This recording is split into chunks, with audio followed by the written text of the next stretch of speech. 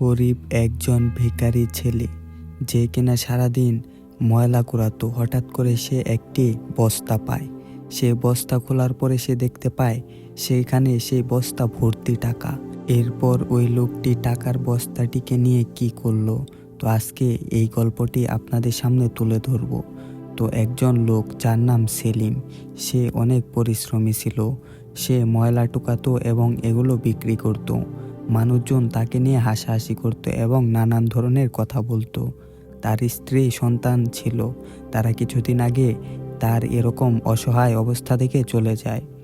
তো এরপর একদিন সে কাজ করার সময় একটি বস্তা পায়।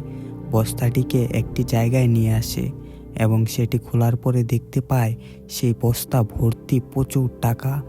এটি দেখে সে তো অনেক অবাক হয়। এরপর সে ওই দিন আর কোনো কাজ করে না। ওই বস্তাটিকে তার পিঠে করে তার বাড়িতে নিয়ে চলে যায় এবং সে ভয় পেতে থাকে, না জানি কি হবে। তো এরপর সে বস্তাটিকে আবার খুলে এবং দেখতে পায় পুরো বস্তার মধ্যে শুধু টাকা আর টাকা। সে গুনতে থাকে, কিন্তু সে গুনতে গুনতে ক্লান্ত হয়ে পড়ে, কিন্তু টাকা শেষ হয় না। আনুমানিক সেখানে প্রায় 2 কোটির মতো টাকা ছিল। তো এরপর সে চিন্তা করতে থাকে এই টাকাগুলো দিয়ে সে কি করবে। তো এরপর সে অনেক চিন্তা করে, আর সে কিছুদিন যাবৎ অসুস্থ ছিল। তো এরপরে সে একটু ডাক্তারের কাছে যায় এবং ডাক্তার দেখিয়ে সে বাড়িতে ফিরে আসে। এখন সে অনেকটাই সুস্থ, আর অনেক দিন পর তার মুখে একটু হাসি ফুটেছে। তো এরপর সে টাকাগুলো নিয়ে একটি ছোট্ট মুদির দোকান দেয় এবং সে কাউকে বুঝতে দেয় না যে সে অনেক টাকা পেয়েছে। সে সবার সাথে অনেক ভালো ব্যবহার করতে থাকে এবং সেখানে সে কাউকে বুঝতে দেয় না যে তার বাসায় এত টাকা রয়েছে বা সে অনেক বড়লোক হয়ে গেছে। তো সে তার সেই ছোট্ট দোকানটিকে অনেক সুন্দরভাবে সামলাতে থাকে এবং মানুষজনের সাথে অনেক সুন্দরভাবে কথা বলতে থাকে। কিন্তু সে একটু একটু ভয়ে ছিল, কারণ এই টাকাটা কার সে জানে না। প্রত্যেক দিন রাতের বেলায় সে এটি নিয়ে চিন্তা করত যে যদি কোনো দিন কিছু হয়ে যায় তখন তো তার অবস্থা অনেক খারাপ হয়ে যাবে। তো যাই হোক, এরপর সে সেলিম তার ব্যবসাকে অনেক সুন্দরভাবে সামলাতে থাকে। এরপর একদিন খবর এসে দেখতে পায় একটি বাড়িতে, বিশাল এক ধনী বাড়িতে অনেক টাকা চুরি হয়েছে। সেই টাকাগুলো কোথাও পাওয়া যাচ্ছে না। তো এটি দেখে তার মাথা তখন আরও নষ্ট হয়ে যায়।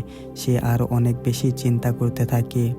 তো এরপর থেকে সে একটু বেশি বেশি চিন্তা করছিল, কারণ সেই টাকাগুলো যদি পুলিশের কাছে ধরা পড়ে, সেই টাকা সহ যদি সে ধরা পড়ে তখন কি হবে।